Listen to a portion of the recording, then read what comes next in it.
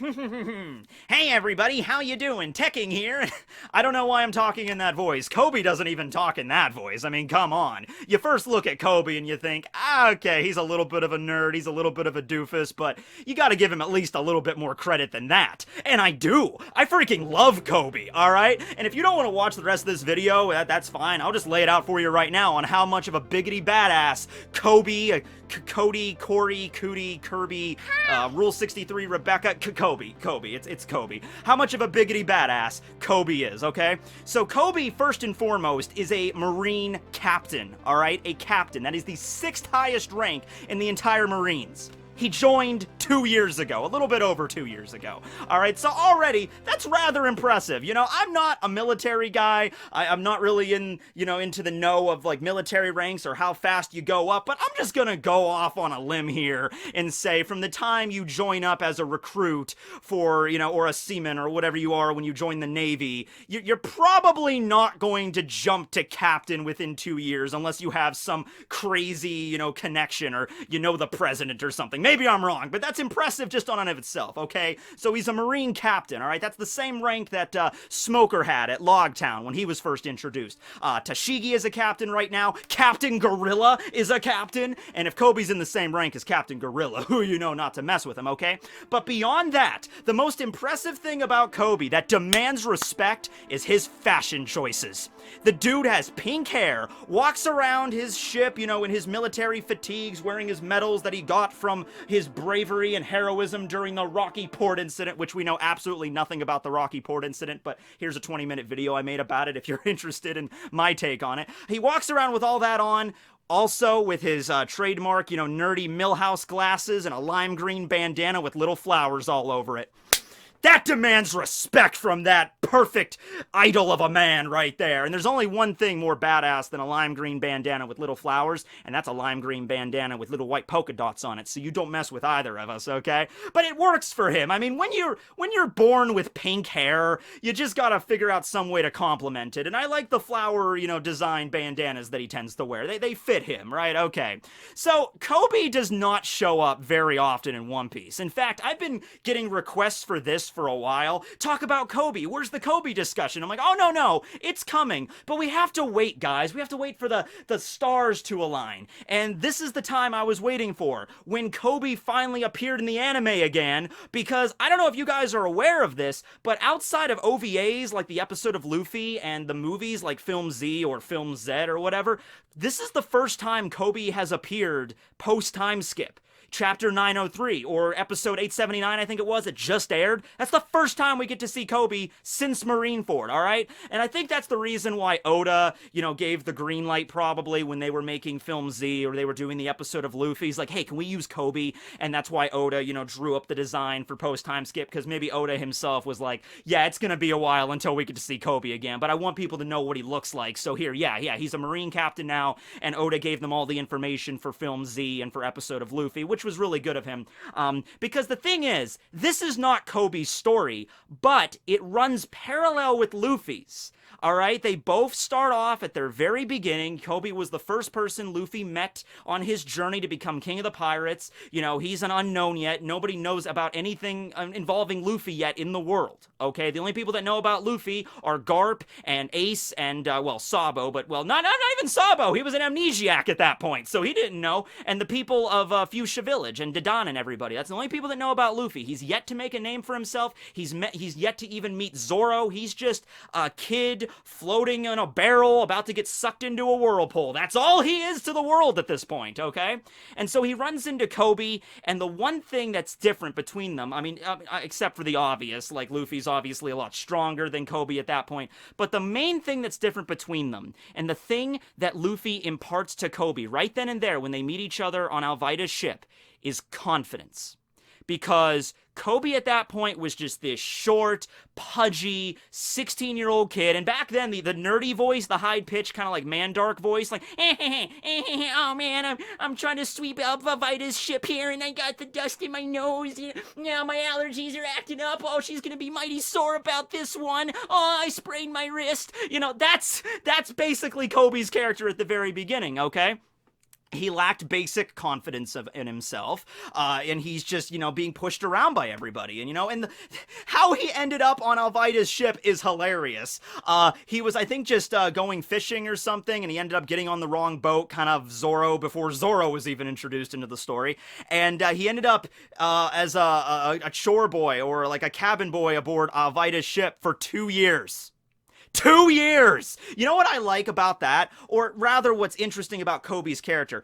I certainly think that Koby, within those 2 years, he at least had a few chances to escape. But he lacked the confidence to. He was just so used to being pushed around by everybody and just like, oh, even if I tried to escape, I wouldn't get away. I guess this is just my life now. And when Luffy shows up, he imparts him, and it's rather harsh words. Luffy does not give him like a motivational speech that you would find in like a school or something.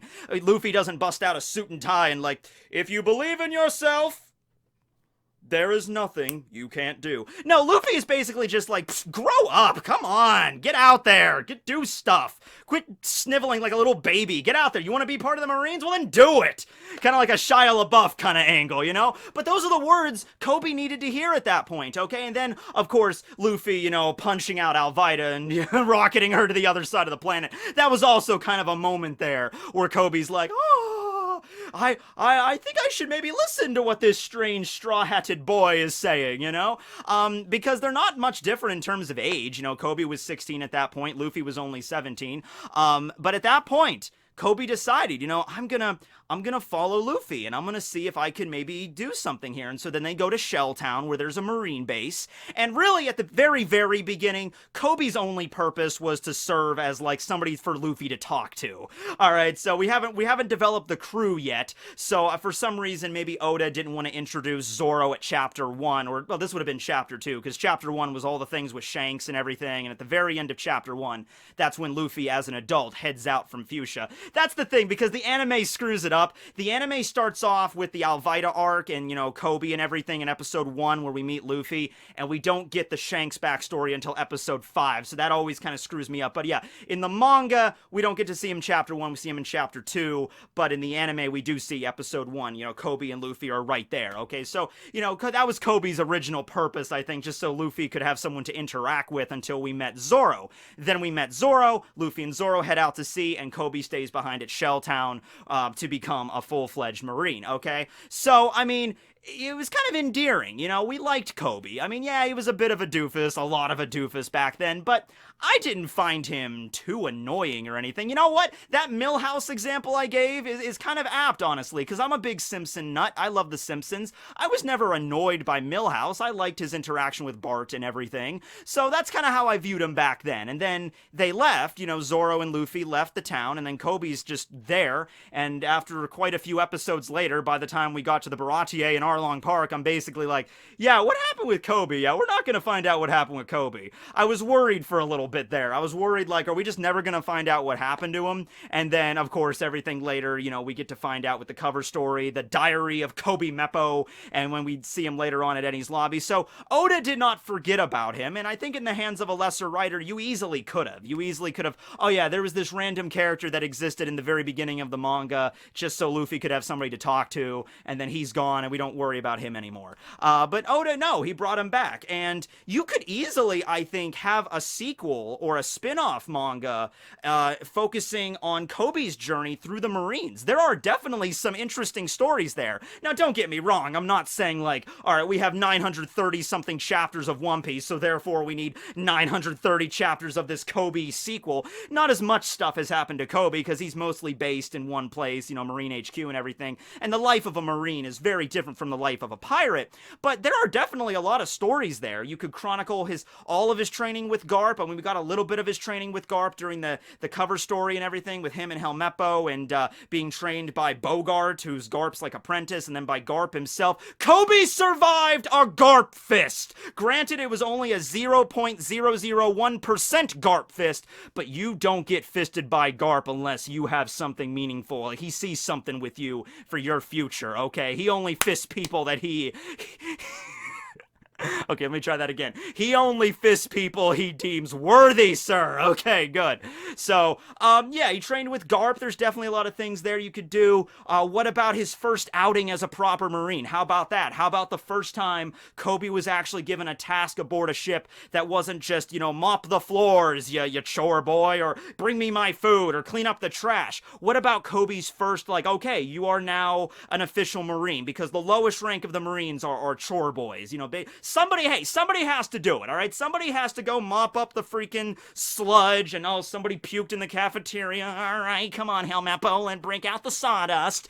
Somebody has to mop it up. They're not the glamorous jobs in the world, but hey, somebody has to do it, and that's the lowest rings on the rung. You think Akainu's gonna take care of his own sweeping needs? Of course not, right? But yeah, that's where he starts, so he has to work his way up the ladder. Now, he might have actually skipped a few ranks because Garp was training him personally, okay? And this is the Vice Admiral, the hero of the Marines, personally training Helmeppo and Koby. So maybe they didn't go up the same, because it goes, Seaman Recruit is the base, that's where you normally start off after Chore Boy, or I guess if you get normally recruited in the Marines. Because Koby did not join the Marines in a actual official way. He didn't, go into a recruiting office and, fill out some paperwork. He was basically just groveling before Commander Ripper at the Shelltown base after Morgan was defeated. He's just like, can I please be a Marine? I got nowhere else left to go. And Ripper was a nice guy. He was a lot nicer than Morgan was anyway. And so he's like, yeah, we could give you something to do. So I don't think all the Marines start off as Chore Boy. They usually start off as a Seaman Recruit.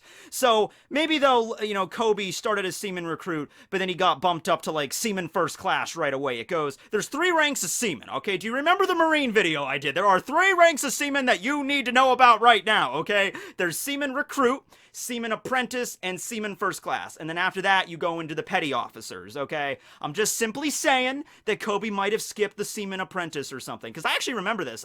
When I was in high school, there was a girl that was in my grade, and at our graduation ceremony, she joined the U.S. Army, right? And there was an official there from the U.S. Army, and he actually promoted her to, it wasn't the starting rank, it was 1 or 2 above that. It was it wasn't where you normally start, and they were doing this big speech, we don't just hand this out to anybody, and I thought that was cool. I'm like, oh, okay, so there are ways you could just kind of skip a rank or something. So maybe because of Garp's personal training of Koby, that's how that kind of worked out, where he got bumped up from Chore Boy to okay, you are now, Seaman First Class, because Garp himself trained you, okay? So what about Koby's, first, story, where he was on a, ship, not mopping things up and not oh, crap, No, he's all right, Seaman First Class, Koby, there's a pirate attack, man the cannons, we need to get ready, we need to move, and Koby's running around the ship, is oh, this is live, this is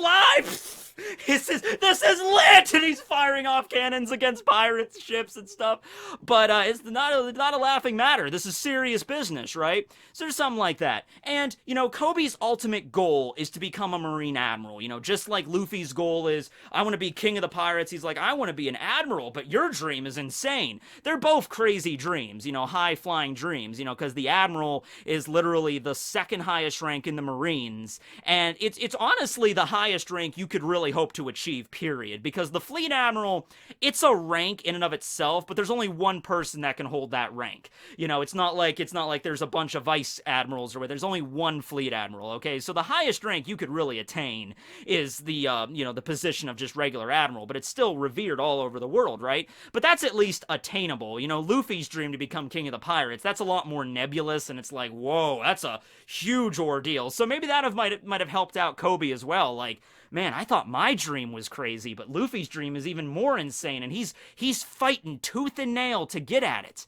Man, I need to do that too. Now, don't get me wrong, simply saying to yourself, I believe in myself, so all my dreams are instantly going to come into fruition. I mean, don't think of it like that, because that is a little bit cliche, but you'll never know unless you try. I think that's more of a message of Koby than anything. You need to have enough confidence in yourself to at least try to do something. You might fail, and if you fail, but you need to at least try, right? Listen, Other high school story, okay? I always regret that I never joined any sports or anything in high school. I didn't really do anything in high school. I didn't join any clubs. I didn't do anything. Looking back, I wish I would have. And I'm thinking, why didn't I? Because I'm starting to play a little bit of tennis right now and getting out there and doing some stuff. And I'm like, how come I would have liked this in high school. Why come I never did it? And the reason I never did it is because I just instantly assumed I would fail. Now, don't get me wrong, like football or something, like tackling. I'm not built for that kind of stuff. But, we offered tennis or baseball or freaking golf. I could have played golf. I like playing golf. Why didn't I try out for the golf team? I just didn't, because I just instantly assumed, oh, it's too much. I'm not gonna do good at it. I'm instantly going to fail. Now, don't take it to mean oh, if I tried out for tennis in high school, I'd be playing the Nationals right now. I'd be at Wimbledon.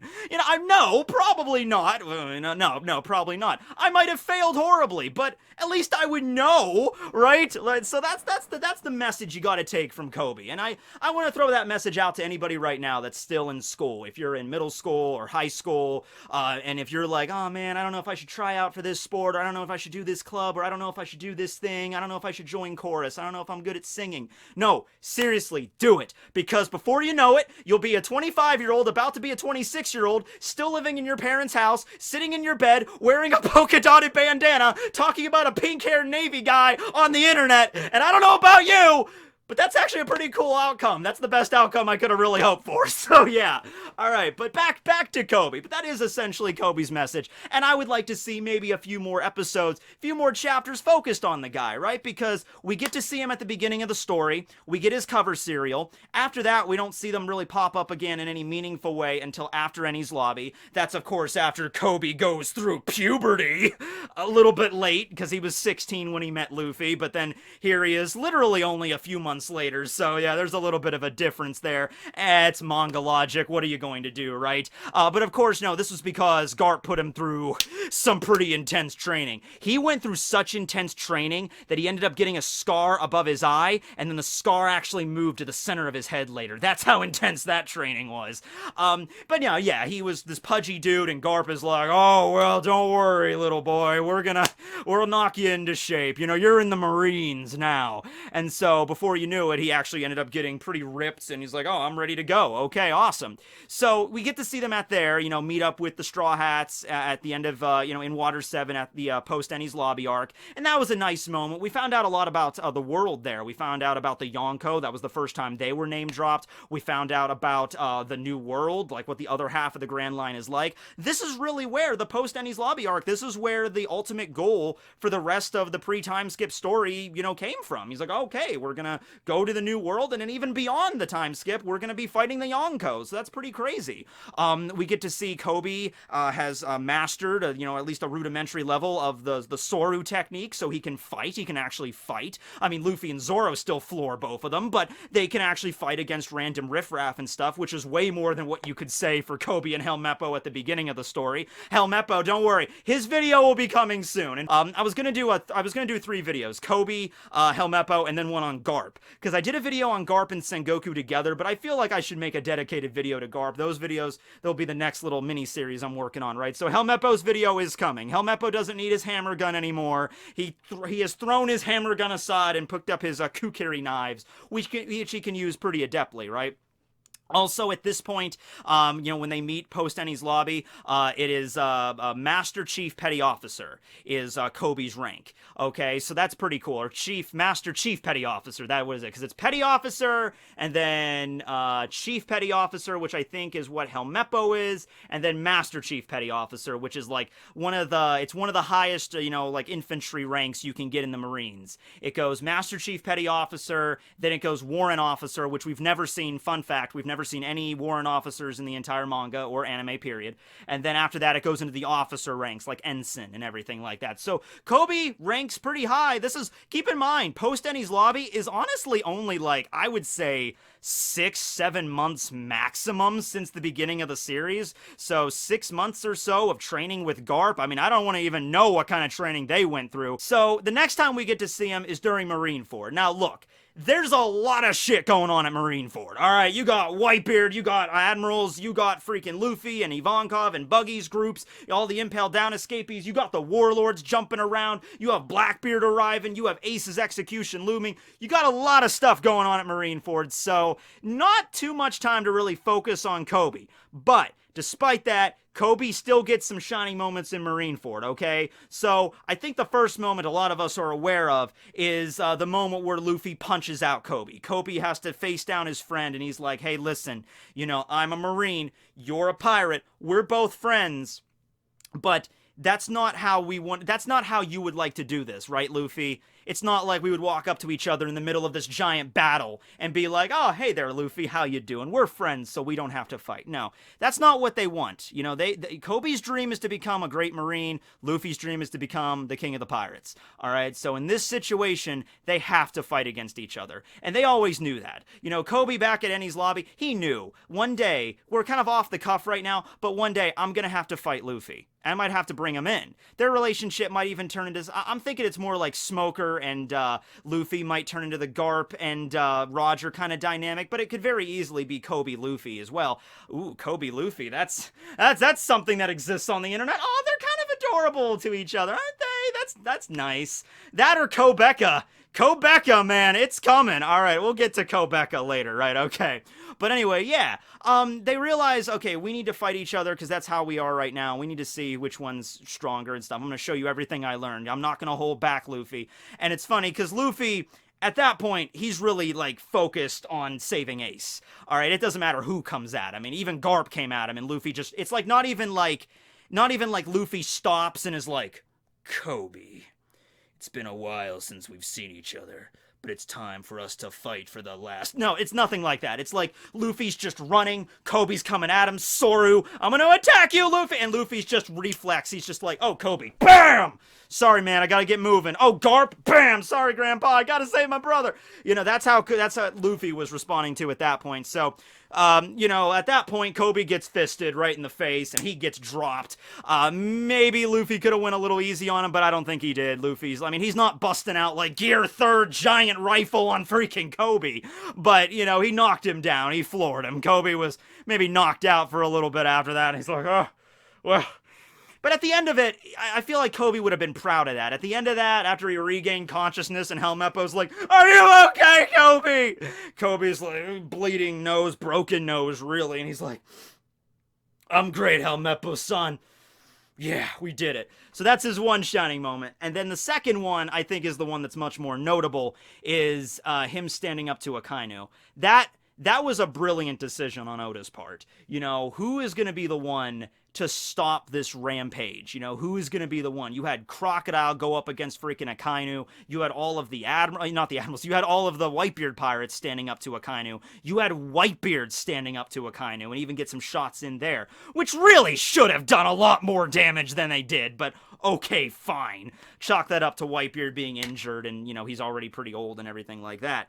But, I think it was great that Koby was the person who, you know, he developed his observation haki in that battle, and he's looking around and he's hearing, like, the voices of 1,000 men cried out at once and then were silenced for an eternity. You know, that's basically what it was, though. It's just like, oh my god, all these people are... It's a lot more hammered in the anime. In the anime, they really amp that up. It's really kind of spooky, actually, because Koby is like, everything's going red around him, and he's seeing all these people dying, and he can hear every single one of them. I think he runs across one of the Marines that has, like, a locket or something, and there's a picture of his wife and, like, 2 kids, and Koby's like, oh my god, you know, this is what war is! And then Koby, he looks at Akainu, who is just rampaging through the pirates, and he's like this magma just, you know, harbinger of death. And the pirates are retreating at this point. Whitebeard, you know, Ace is dead. They're trying to just get the hell out of Dodge at this point. And it's at that point then Koby realizes, no one's putting a stop to this. We're just slaughtering the pirates at this point. We've already won, but we're still just overkill. Someone has to put a stop to this. It has to be me. And so he stands up to Akainu, which right then and there, no bullshit, no nothing. The balls it takes to stand up to Akainu, the Admiral, probably the strongest admiral in terms of sheer physical power. The ability to turn into just a volcano human and just launch magma and just melt anything before you. I want you to imagine that is in front of you. I want you to imagine this huge, because the admirals are really tall. Like, I think Akainu is probably like 8 or 9 feet something tall. You know, this huge, like, 9-foot tall dude rocking towards you, freaking nauseous gas and smoke spewing off of him. He's like a freaking magma demon straight from hell. Like, come on, pirates! Roar! And then Koby is just this 16-year-old frail. I mean, he's trained a little bit, but he's shaking, and he's just like, I gotta put a stop to this, and he just jumps in front of him, and he's like, stop the violence! Come on, man! He's not even saying words at that point, but he does that, and Akainu just kind of stops and is just like, because Koby's kind of giving this teary speech, and his words are all garbled and stuff, like, we've already won! Snot dripping down his nose, and I think, you know, Akainu's not even listening to his speech. Akainu's just like, oh, what the huh? You gotta stop!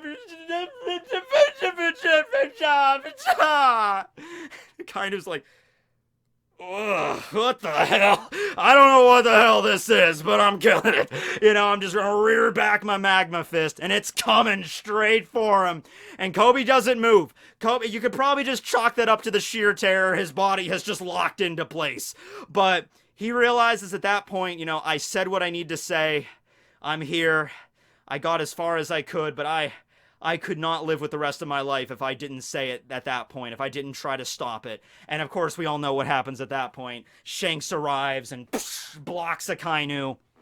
And Shanks' line is great too. Shanks is a great end out to that scene where he's just like, well done, young Marine. Your few seconds of courage may have very well bought us it might have decided the fate of the entire war right there. Good job. And that's Shanks, a Yonko, praising a Marine. That was beautiful. That was a great way, because you could have had anybody pull that off, right? You could have anybody jump in front of Akainu as like the sniveling, like, oh, please, you gotta stop this. But it was Koby that did it. Koby, a character who at the beginning of the series had no courage, no confidence. And now he's terrified. It's not like he's standing up to Akainu like, halt, Red Dog! This war has finished. You know, no, he's terrifying, as you would be, as I would be. I probably wouldn't be faring much better than Koby in that situation. In fact, I probably would have passed out before I even got, you know, like, before I even got out one syllable. I'd be like, and then I would just melt it on the floor, and Akainu would have just walked over me, and I would have melted immediately. But, yeah, that was a great scene there. The only thing I wish we would have found out about was the aftermath of that. Because Akainu was about ready to just execute Koby right there. And he's like, we don't need Marines like you, boy, you sniveling cowards. When the funny thing is, he was doing the exact opposite of that. And, you know, standing up to Akainu in it himself takes mountains amount of courage. And so he's about to end him, and then Shanks stops him, you know, Koby passes out right there. And then the cleanup operation starts after that, right? So I want to imagine, though, like, okay, Koby's at Marine HQ, right? And he's recovering, and that's where they're stationed, because Garp is there, so they're usually based at Marine HQ, right? That's where they train, and that's where they do their daily operations and stuff when they're not out, you know, out to sea. So Koby wakes up in the, you know, in the medical ward, and that Dr. Fishbone is like, that's his actual name, yeah, Dr. Fishbone, and he's just like, well, you know, it looks like you got a case of observation hockey there, young boy. And he's like, what, observation hockey? Yeah, maybe you should talk to the Vice Admirals about that. Oh, I gotta help out that guy over there. He's getting his arm amputated today. Nurse! Surgical axe! Okay, so Koby recovers and all that stuff, but they're still based at Marine HQ. I want you to imagine, like, I don't know, maybe 8 months after the war or something. Like, enough time has passed by now. Like, you know, the recovery operations, the Marine base is beginning to be, you know, fixed. Everything seems to be in order now. And let's imagine, you know, Koby goes to the mess hall to get some food. All right, he goes to the mess hall, he gets some food, he puts it on his tray, and he's walking back down the hallway, and he passes Akainu in the hallway. And maybe, you know, Koby's just like, oh, and he sets his food down, he's like, oh, salute, because, you know, that's my commanding officer and everything, and Akainu's just like, huh? Wait a second. weren't you that kid? Like, because Koby is still a Marine. He didn't get, like, a dishonorable discharge from that. Kind of weird considering that Akainu is the fleet admiral right now. So my only hope, my only idea there is Garp vouched for him. And Garp is not, like, an official member of the Marines anymore. He's kind of more of an honorary title, but he still does stuff for the Marines.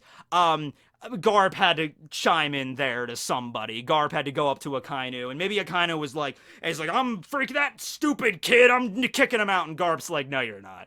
No, you're not. That kid showed more bravery that day than most anybody else I've trained or know. So, no, we're not kicking him out of the Marines, because you kick him out of the Marines, hey, kick him out. Maybe he'll go join the Pirates. Maybe he'll go join Luffy's crew. You know, I don't know.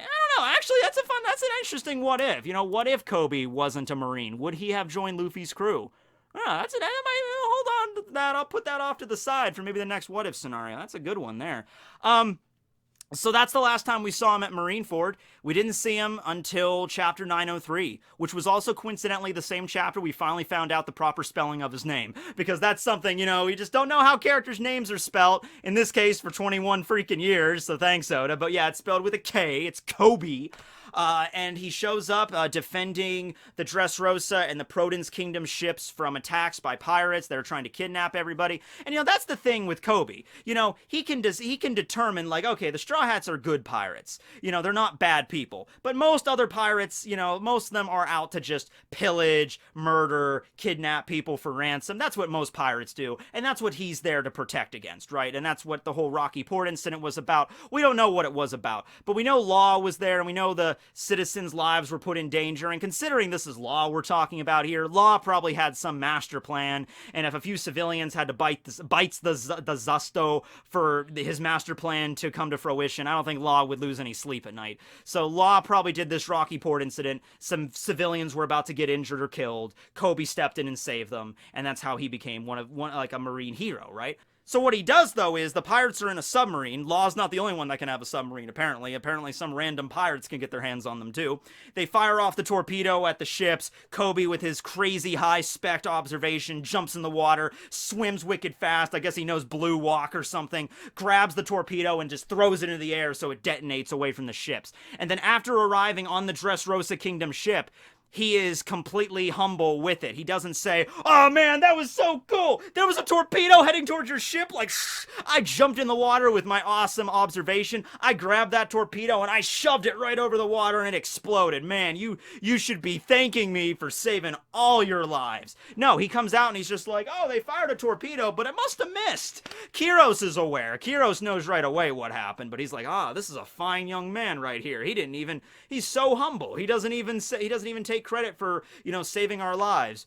And then, of course, that's where the pairing of the century makes its debut. We have Koby and Rebecca, cheerfully titled Kobecca. Yeah, it's beautiful. Hey, listen, they both have pink hair. You know, they're about the same age. Rebecca's 16, Koby's 18 right now, so that works. It's not, like, super creepy or anything, right? So, come on, Koby. I think that's a perfect person for you, not just because of the pink hair. You also have a mutual love for Luffy, so that's something there. And, I mean, come on, Koby. It's Rebecca we're talking about. Don't screw this up, man, alright? But it's adorable. I'm assuming this, like, he's all shy and bashful, partly because he can't admit that he loves Luffy. You know, well, maybe not in that way. Well, maybe in that way, I don't know. But he can't admit he you know, admires Luffy because he's a Marine, Luffy's a pirate. But I think also part of this scene is, oh, a girl is touching me, you know, like, so there's that too, right? But yeah, I think they make a cute pairing, so why not? Just go with it, right? And that's the last time we saw Koby. But the thing is, you cannot judge Koby's character and his importance to the story as being directly tied to his number of appearances. Because if that was the case, he would be a very insignificant character. Alright? Because if you just go by, oh, well, Koby's only appeared in, like, less than 10 chapters of the series, therefore he's not that important. No, he's very important because he's going to be part of the generation of Marines after Luffy attains his dream, after he becomes king of the pirates, it's going to be Marines like Koby and Smoker that are going to guide the Marines into a new age. Because right now, you have a lot of Marines in the world that just view the world as black and white. You know, pirates bad, Marines good. No gray area. No, there's a massive gray area. All right, and you also have people like Akainu as the fleet admiral right now with that very absolute justice kind of crap. You got the world government with this, which is massively corrupted by the Tenryubito and everything. But that's all eventually going to change at some point. That's going to change near the end of the One Piece series when the revolutionaries make their move, when Luffy becomes king of the pirates, which is most likely going to happen. I'd say a 50-50 shot, Luffy becoming the pirate king. There's going to be, I don't know if there's going to be like a time skip in the context of the series, or we might do like an epilogue sort of thing like we did with Bleach, like the last chapter of One Piece as we cut to like 10 years in the future or something. But it's going to be Marines like Koby and Smoker. Marines that looked and they noticed the Straw Hats. Okay, the Straw Hats might be pirates, but they're not bad people. All right, and it turns out that the Marines and the government are actually kind of the bad people for doing all those cover-up operations and doing a bunch of shit behind the scenes that's really shady. And then the whole Tenryubito system, which is really screwed up if you actually think about it. So, yeah, we need people like them. Now, Koby wants to be an admiral, which is an extremely high, position, right? I thought about the idea, like, if we were going to skip, let's say, 10 years or maybe even 20 years into the future. Let's say that, because 20 years, that's going to be a lot of time, right? But at that point, Koby would be 38. I could see him on as an admiral at that age. I mean, because you figure 10 years in the future, he's 28. 28 to be an admiral, that's pretty young. Because all the admirals we've seen up to this point are in their, like, 50s. We don't know how old Green Bull is yet, but he's probably right around that age range. Now, as for fleet admiral, some people have even thrown that out there. Oh, maybe Koby's going to be fleet admiral someday.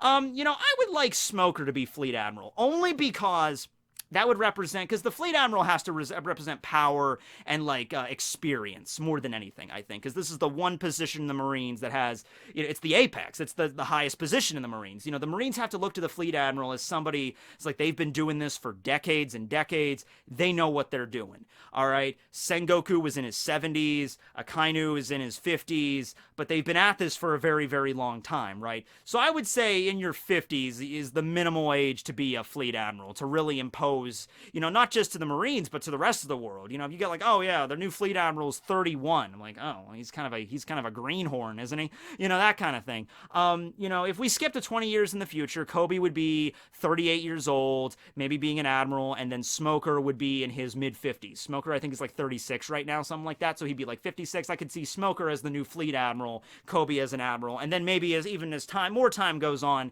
Smoker steps down and maybe passes that torch off to Koby. Maybe something along those lines I would like. But I would definitely love to see him in that position. I think he's going to get a promotion before that, though, during right now in the story. Like, he's a captain right now. I could see Koby being promoted to rear admiral and vice admiral very easily, by the time Raftel shows up. By the time Raftel happens and there's throne wars and One Piece is being a, major part of the plot at that point, the Marines arrive and there's this big epic battle. I would like to see, oh yeah, Koby's a vice admiral right now, or even maybe at least a commodore or something higher than he is right now. Maybe rear admiral. There's enough sexual innuendos in this episode. Let's tack on another one. Let's make Koby a rear admiral. Let's do it. Oh yeah.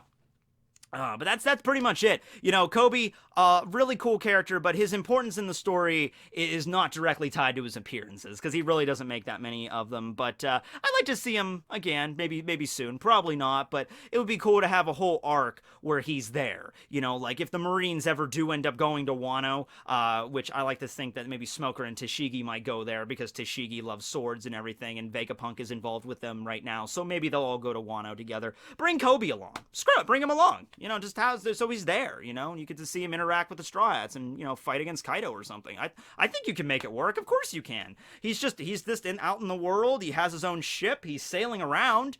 Just like, oh yeah, Smoker probably trusts him. I can see Smoker and Koby getting along and just being like, oh, we're going to Wano. Want to join in? Like, you're friends with Luffy, right? Like, oh yeah, sure, let's go. Okay, fine, yeah, let's do that.